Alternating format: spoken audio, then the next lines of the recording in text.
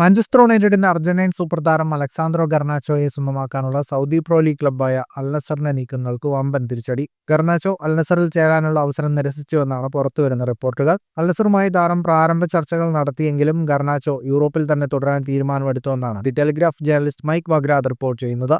2028 വരെ ഗർനാച്ചോയ്ക്ക് മാഞ്ചസ്റ്ററുമായി കരാറുണ്ട്. എങ്കിലും താരം ഈ സമ്മറിൽ ടീം വിടുമെന്നാണ് പ്രതീക്ഷിക്കപ്പെടുന്നത്.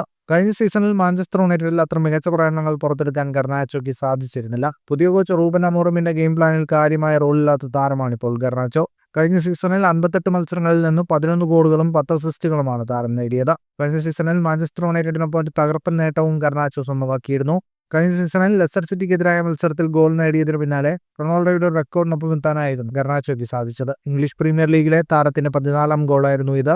റൊണാൾഡോ തന്റെ 20ാം വയസ്സിൽ ഇംഗ്ലീഷ് പ്രീമിയർ ലീഗിൽ സ്വന്തമാക്കിയ നേട്ടത്തിനൊപ്പമാണ് അർജന്റീൻ താരം എത്തിയത്.